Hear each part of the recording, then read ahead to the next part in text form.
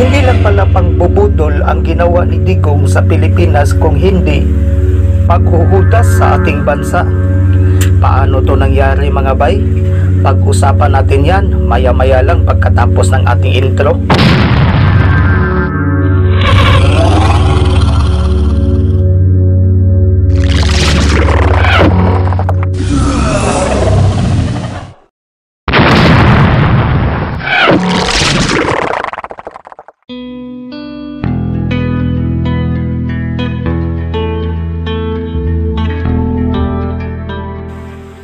Sa umpisa, kapansin-pansin na medyo nakakalito ang paulit-ulit na sinabi ng China na kaya daw tayo winaterkano nila kasi may linabag daw tayo na kasunduan. At nilihis ang usapang ito sa panahon ni Erap, ngunit ito'y tinanggi ng mga estrada. At dahil ang mindset natin ay nalason tayo noong nakaraang administrasyon na sina Trillanes at ang Aquino administration daw ang may kagagawa nito dahil binibinta ang ibang isla natin sa West Philippine Sea. Ngunit nakapagtataka kasi bakit ipinaglaban pa ito sa panahon ni Aquino at nananalo nga tayo dyan sa International Court. May mga lumalabas kasi sa social media na itong hidwaan daw sa usaping pang-ekonomiya between sa United States at China, may posibilidad daw na may mangyayari na giyera. Ngunit ito'y mangyayari lang daw pagkatapos ng administrasyon ni Pinoy at kaya sasadyain daw yan na ipapalabas na nanalo tayo dyan sa arbitration court upang paggirahin tayo ng China. Dyan daw papasok ang United States para ipaglaban tayo at magmukhang hero sila sa Pilipinas. Wow! Ngunit kamakailan lang, nagulantang na lang tayong lahat na meron pala talagang kasunduan ang China at Pilipinas noong si Digong na ang naging presidente natin. Ang kasunduan ito ay tinawag ni Harry Roque na Gentleman's Agreement. Sineleksi ko kung meron ba itong legal na basihan, ngunit wala akong nakita maliban lang sa sinasabi ni Harry Roque na ito'y isang palihim na kasunduan.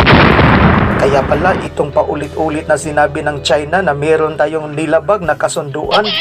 Akala ko gawa-gawa lang yun ng China, ngunit meron pala silang pinaghuhugutan na sila-sila lang ang may alam na hindi alam sa publiko. Ang tanong, ano ang nakapaloob sa kasunduang ito? Sabi ni Harry Roque na isang status quo daw ito na ang gusto daw sa China na isang bangka lang daw ang magdala ng mga pagkain doon sa Sierra Madre at dapat walang taga-media or kahit anong mga videos at mga required equipments for rehabilitation sa Sierra Madre. Meron pang kalukuhan na argumento sa ibang kritiko na itong United Nations Convention on the Law of the Sea or UNCLOS ay sinadyang gawa-gawa lamang para sa interes ng mga giant oligarchs. Okay, sige, ipagpalagay na lang natin na tama sila. What about sa 9 dash line ng China? Karapat-dapat ba na yun din ang susundin natin? Ibig bang sabihin nito na mas papanigan pa natin ang batas ng China kaysa yung batas ng UNCLOS sa international law na tayong lahat ang makikinabang sa freedom of navigation law? Anong kalukuhan tong pinagsasabi nyo? Ang kasunduan ni Xi Jinping at Digong, ito'y hindi patas sa mamayang Pilipino, hindi patas sa buong mundo, at hindi patas sa batas ng ating konstitusyon. At maliban pa dyan, wala silang karapatan na manghihimasok sa ating bansa upang pagbabawalan tayo kung ano ang gusto nating gawin dyan sa West Philippine Sea. Kasi sovereign rights yan sa loob ng ating exclusive economic zone na pasok sa 200 nautical miles na nakabatay sa UNCLOS. Hindi yung katarantaduhan sa 9 dash line na pasok lang sa patibong ng China. Sabi ni Senator Robindoy, wala daw ganitong eksena na nangyayari sa panahon ni Digong. Paano natin malalaman yan kung ano ang tunay na nangyayari na may kasunduan nga sila na isang barko lang ang pupunta doon at bawal ang video at taga-media? Pati nga ang National Security Council walang kaalam-alam sa Gentleman's Agreement na yan. Dapat daw si Harry Roque ang magpapaliwanag dyan kung ano ang consequences nila dito o di kaya meron itong paglabag sa ating sovereign rights. Dapat ipaliwanag nila yan ng maayos.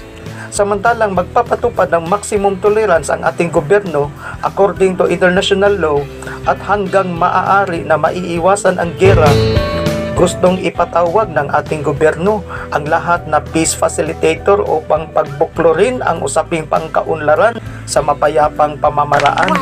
Isasabay na rin dito ang hiwalay na investigasyon kung sino ang dapat na may mananagot dito upang maparusahan ang nararapat, kasi hindi ito usaping government to government, kung hindi ito'y usapan lamang ng dalawang tao na si Digong at ni Xi Jinping. Kasi palihim pala ito na agreement na sila-sila lamang ang nagkakaintindihan. Walang hiya ka talaga, Digong.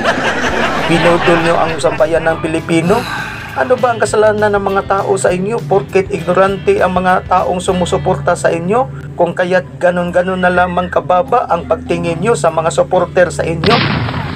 Pasensya na mga bay, sobrang disappointed at sobrang masakit lang talaga tong ginagawa nilang paghuhudas na ito.